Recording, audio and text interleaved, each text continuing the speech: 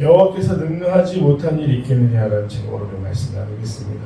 그 말씀을 보면 그 언약의 선포 가운데 드디어 이제 사라에게 직접적으로 말씀하시는 장면이 등장합니다. 그들이 아브라함에게 이르되 내 안에 사라가 어디 있느냐 장막에 있나이다. 사실 이 말씀은 굳이 하실 필요가 없었는데 아마도 사라가 장막에 있는 게 아니라 지금 아브라함이 대접을 하고 있는 하나님과 두 천사 그리고 바로 이제 그 식사가 이루어지는 장소 그 근처에서 무슨 말씀을 나누시나 듣고 있는 걸 알았기 때문에 이렇게 말씀하신 게 아닐까 생각해 봅니다. 분명히 듣고 있는 걸 아셨어요. 그리고 선포하십니다. 내년 이맘때 내가 반드시 내게 돌아오리니 내 안에 사라에게 아들이 있으리라 하시니 사라가 그 장막 문 뒤에서 들었다.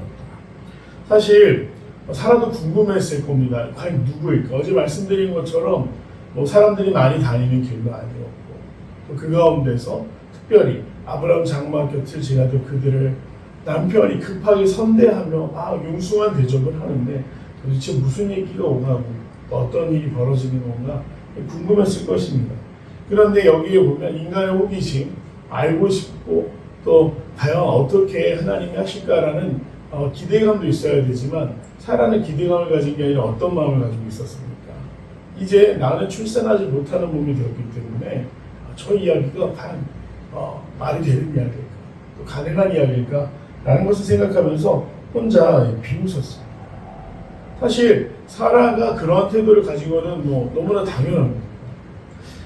찾아봤더니 가장 나이가 많은 산모, 기네스북에 등재된 산모가 누구냐면 인도의 할머니인데 74세 여자 쌍둥이 나왔다고 합니다. 근데 사실 이거는 자연 임신이 아니었어요.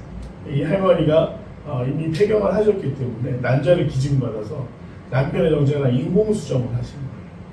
그런데 자기 배로 낳고 싶어서 그렇게 하신 거고 또 출산할 힘이 없지 않습니까? 그냥 제왕절개로 출산을 해서 실질적으로 잉태한 기간은 인정이 돼서 최고령 산모가 됐고요. 국내에서는 54세가 가장 나이가 많은 산모였다고 합니다. 또 50대에 출산한 경우가 전 세계적으로 한 50여 차례, 그 중에는 인공수정도 있고 자연임신도 있고 그렇다고 해요. 우리가 생각해 볼 때 많이 안 보여서 50대 임신이 가능하구나 라고 할 수 있겠지만 실질적으로 이 사라가 이 말씀을 받을 때는 90세였습니다. 그래서 정말 사라가 이렇게 어떻게 보면 그렇게 되겠어 라고 말하는 것이 우리로 보면 당연한 일일지도 모릅니다. 그런데 생각해 보면 과연 하나님에 대한 믿음의 크기가 어느 정도일까 라고 했을 때 자꾸 사람들은 상식의 수준에서 우리가 이해할 수 있는 수준에서 하나님의 역사를 생각해 보지만 하나님은 어떻게 일하시는 것입니까? 죽음에서 생명을 만드셨고 혼돈 가운데 질서를 만드셨고 정말 우리가 상상할 수 없는 놀라운 능력으로 찾아오시는 하나님이시라는 걸 오늘 사라는 온전히 신뢰하지 못했던 것이죠. 그래서 속으로 웃고라고 되어 있습니다. 이 웃는다라는 행위는 사실 굉장히 불경한 행위였죠. 저게 되겠어 하고 비웃은 겁니다. 그리고 내가 노쇠하였고 내 주변에 죽었으니 내게 무슨 즐거움이 있으리요. 사라는 자신이 잉태할 수 없는 몸이라는 걸 너무나 잘 알고 있었어요. 그런데 그 비웃는 순간 소리도 내지 않고 속으로 웃었다라고 되어 있지 않습니까? 근데 여호와께서 아브라함에게 이르시되 사라가 왜 웃으며 이르기를 내가 늙었거늘 어떻게 아들을 낳으려 하느냐.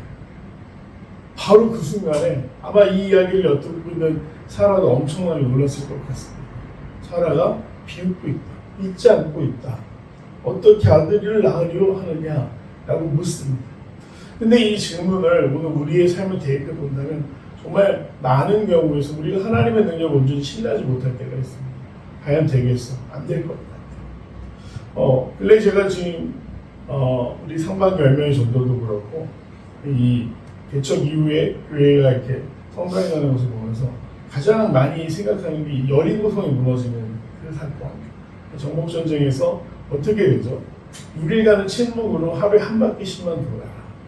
근데 재미있는 게 지난주 그 교육부 그 공가가 여리고성에 대한 이야기였어요. 근데 싸워야 되는데 사실 여리고성은 굉장히 그 역사가 유서가 깊은 도시입니다. 고고학에서 보면 텔 지형이라는 게 있어요. 조금 이렇게 지형이 다른 데보다 좀 높게 되어 있는 지형들. 그럼 고고학자들은 저기는 성이 세워졌다 무너지고 세워졌다 무너지고 세워졌다 무너지면서 자연스럽게 지형이 다른 지역보다 붉은 솟아오르는 지형이 됩니다. 태의 지형이라고 합니다. 그래서 깊이 파는데 가장 낮은 곳에 있는 게 가장 오래된 유물들이 출토되겠죠. 여리고성도 인류 역사 속에서 굉장히 오랜 시간 동안 성으로 굳건하게 세워져 있었던 곳이었기 때문에 이스라엘에게는 소망이 없었습니다. 공성태라고 하죠. 성을 공격하는 무기들이 있습니다. 영화에서 보면 공성태 보면 이렇게 휙 던져가지고 돌덩이가 날아가서 성벽을 부수기도 하고 또 높이 쌓은 공성 그 전차를 붙여가지고 성벽을 넘어가기도 하고 아니면 큰 나무를 가지고 성벽 문을 두들겨서 부수기도 하고 그래야 되는데 이스라엘에게 그런 무기가 있었습니다. 없었습니다. 또 병사들은 잘 훈련된 사람이었습니다. 불과 얼마 전까지 노예로 살다가 그나마 첫 세대는 다 죽고 새로운 세대가 광야에서 자라난 세대가 개개인의 어떤 끈질긴 생명력은 좋았을지 모르겠으나 그들이 군대로서 훈련된 경험이 없기 때문에 사실 불가능한 전쟁이었죠. 그런데 만약에 이스라엘이 병장기로 이겼다든지 어떤 놀라운 전략 전술로 이겼다고 한다면 이스라엘이 정복전쟁을 하는 동안 내내 자신들이 싸운다고 생각했을 것입니다. 하지만 하나님은 시작부터 어떤 모습을 보여주시죠? 침묵하고 걸어라. 도저히 상상할 수 없는 방법. 그리고 마지막 날 7바퀴째 그들이 함성을 외칠 때 어떻게 됩니까? 성벽이 무너져요. 견고한 진을 파하는 능력이 어디에 있다? 순종과 또 믿음 가운데 있다. 라는 것을 여리고성 사건이 보여줍니다. 그뿐 아닙니다. 성경에서 등장하는 수많은 사건들이 하나님이 어떤 분이신지를 너무나 잘 나타내고 있어요. 그런데 오늘 이 아브라함과 사라의 경우는 똑같이 마찬가지죠. 무에서 유를 창조해야 되는 일이 되어버렸습니다. 그러니 사라의 반응은 사실 사라가 믿음이 없는 게 아니라 우리 일반적인 반응으로 같습니다. 그게 되겠어? 라는 생각인 것이죠. 근데 하나님이 움직이시고 하나님이 역사하시면 어떤 일이 벌어집니까? 불가능한 일이 가능케 되는 게 하나님의 역사입니다. 오늘 그래서 이 믿음이 없이 비웃기는 사례를 향해서 여호와 앞에서 능하지 못한 일이 있겠느냐 이렇게 말씀하세요. 아멘. 하나님께 능하지 못하신 일이 없으시죠. 그게 우리의 믿음 아니겠습니까? 전능하신 하나님, 능력의 하나님. 그리고 나서 말씀하시기를 기한이 이를 때에 내가 내게로 돌아오리니. 근데 이 기한이 이른다는 표현은 이 히브리어 안에서 어떤 의미를 가지고 있냐면 새벽이 찾아오는 것. 어둠의 시간이 지나고 하루가 이렇게 지나서 새벽이 동이 터오는 걸 기한이 지날 때 라는 표현을 많이 사용한다고 합니다. 즉 지금은 너의 상황이 네가 생각하는 것이 어둠 가운데 있고 불가능일 것, 안 될 것 같지만 기한이 될 때 그 어둠이 물러가고 새벽이 동틀 때 오늘 이것을 물리적인 시간으로 내일을 말씀하신 게 아니라 아브라함이 1년의 시간을 이야기하셨습니다. 사라가 잉태하여 아들을 출산할 그 기간을 말씀하시는 것이죠. 기한이 이를 때 내게로 돌아오리니 사라에게 아들이 있습니다. 아멘. 이 말씀대로 그대로 이 아브라함에게 놀라운 역사가 이루어집니다. 사라는 그 하나님의 꾸짖음 앞에서 여호와의 꾸짖음 앞에서 부인하여도 내가 웃지 아니하였나이다. 사실 웃었죠. 이 표면적으로는 즉 뭐냐면 이건 웃었냐 안 웃었냐의 문제가 아니라 믿었느냐 믿지 않았느냐의 질문을 하고 계십니다. 너 믿지 않았다. 아닙니다. 저 믿습니다. 아니 너는 믿지 않았다. 하나님이 만약에 우리의 모습을 보신다면 우리의 믿음을 평가하신다면 과연 우리도 사라와 같이 마음속으로 그것을 온전히 신뢰하지 못하거나 되겠어라는 불신이 있지는 않는지 우리가 한번 우리 스스로를 돌아봐야겠습니다. 이 말씀에서 이야기하는 것처럼 우리의 생각보다 크시고 또 우리가 생각하는 어떤 일의 진행 방식이나 그런 방법보다 하나님은 더 놀라운 차원에서 역사하시는 하나님이시라는 것.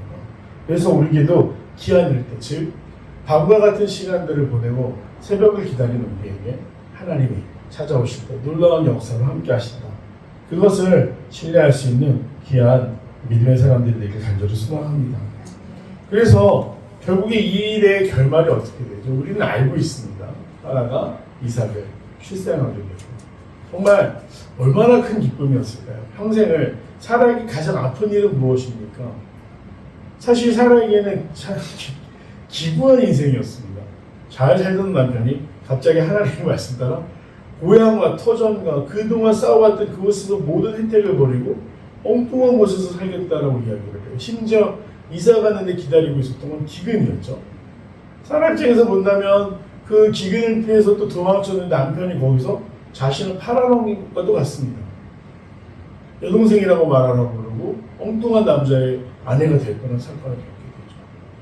그리고 다시 정착한 것도 척박한 땅이었습니다.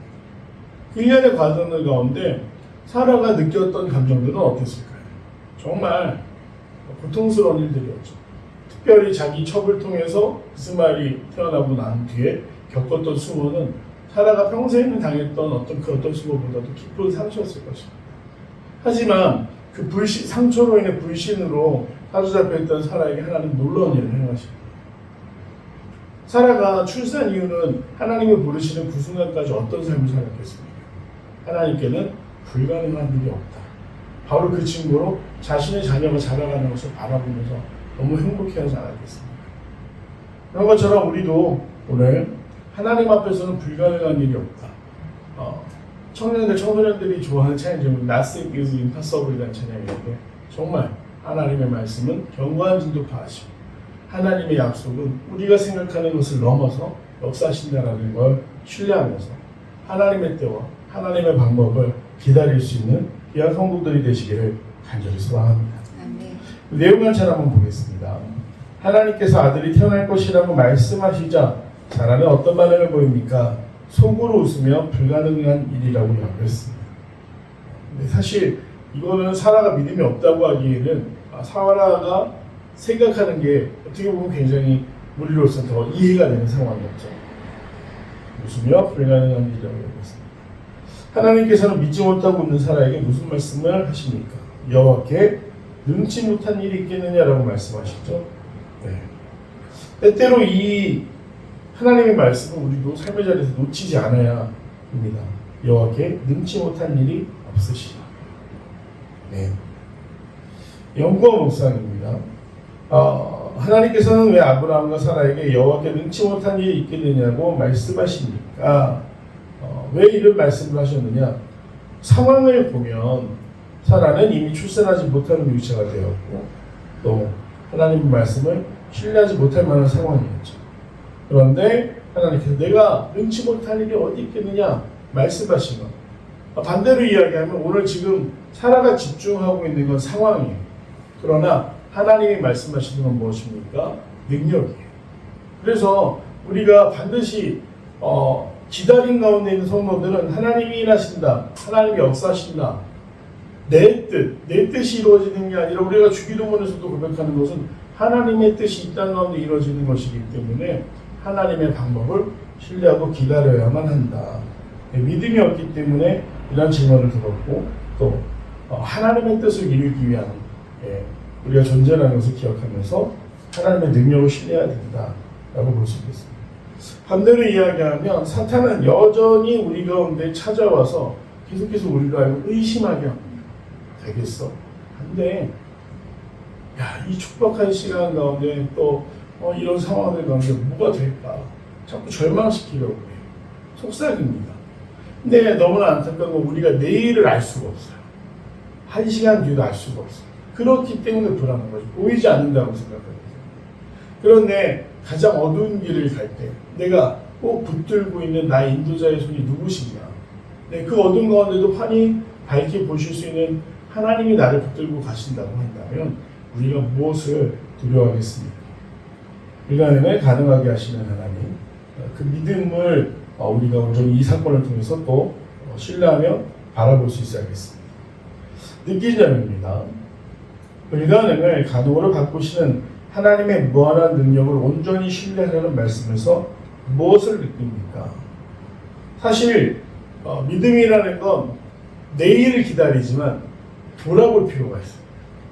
내가 여태까지 기도하며 지내었던 날들, 또 그 간절했던 기도의 제목들 생각해보면 지금 오늘의 내가 당연히 이 자리에 있는 게 아니에요. 수많은 응답과 인도하신 가운데 또 정말 낙심하고 어려운 시기들을 겪었지만 하나님이 이곳에 다시 설 수 있게 하신 것은 하나님이 역사하셨고 나를 붙드셨기 때문이다.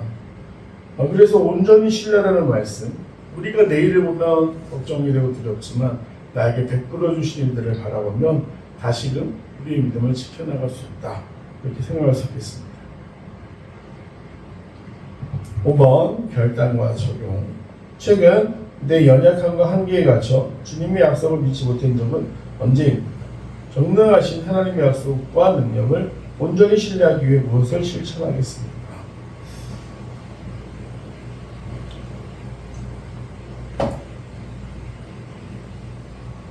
하나님의 능력을 의심하게 되는 참 슬프지만 수시로 우리를 찾아와 흔들죠.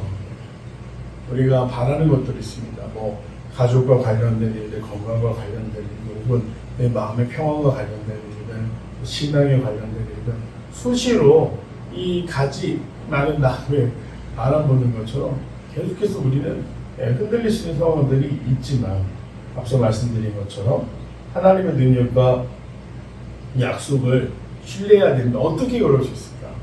첫 번째는 말씀을 가까이 하는 것이죠. 성경의 말씀 가까이 한다면 그 말씀 속에서 하나님 어떻게 역사하셨는지를 우리가 기대해 볼 수 있는 거죠. 말씀을 모르면 또 말씀과 멀어지면 믿음이 연약해질 수밖에 없습니다. 그래서 이 말씀을 가까이 하는 게 또 하나는 그 말씀을 나에게 적용시키기 위해서 하나님 앞에서 간절히 기도하는 거예요. 어제 우리가 성경 공부했지만 충만한 가운데는 죄나 의심이 들어올 여지가 없다. 그래서 우리 마음이 오직 성령으로 충만하게 될 때 우리의 믿음도 지켜갈 수 있습니다. 오늘 말씀 보면서 사실 사라가 이해가 안 되는 게 아니죠. 네, 사라 충분히 이해가 됩니다. 그러나 그 약속의 대상이 누구인가? 사람이 한 약속이라면 신뢰할 수 없지만 하나님께서 친히 약속하셨다고 한다면 우리가 기대하고 신뢰하면서 하나님의 뜻이 어떻게 응답되고 어떻게 이루어지는지 한번 기대해 볼 필요가 있습니다. 그래서 우리가 연약해질 때마다 더 말씀 가까이 하셔서 말씀 속에 있는 사건들이 나의 삶 가운데, 우리 가정 가운데, 우리 자녀들의 삶 가운데 이루어지기를 기도하며 기대할 수 있는, 보이지 않기 때문에 두려워하는 것이 아니라 보이지 않기 때문에 기대할 수 있는 귀한 성도들이 되시기를 간절히 소망합니다. 기도하겠습니다. 사랑하며 불쌍하신 아버지 하나님, 이 말씀을 통하여 우리가 우리 삶의 모습이 때로는 사라와 같지만 하나님, 그녀에게 축복하시고 그녀의 이름을 영화롭게 만드신 것처럼 우리도 어려운 상황들 가운데 사라와 같이 낙심하는 가운데 하나님의 도우심을 기다립니다. 하나님, 우리가 더 연약해지지 않도록 우리를 붙들어 주시고 확신할 수 있는 귀한 위로를 더해 주시옵소서. 그 기다림을 기도할 때 하나님의 뜻이 이루어지는 것을 우리가 목격할 수 있도록 역사하시고 예비하시고 인도하여 주시옵소서. 감사드리며 사랑하는 예수님의 이름으로 간절히 기도드립니다. 아멘.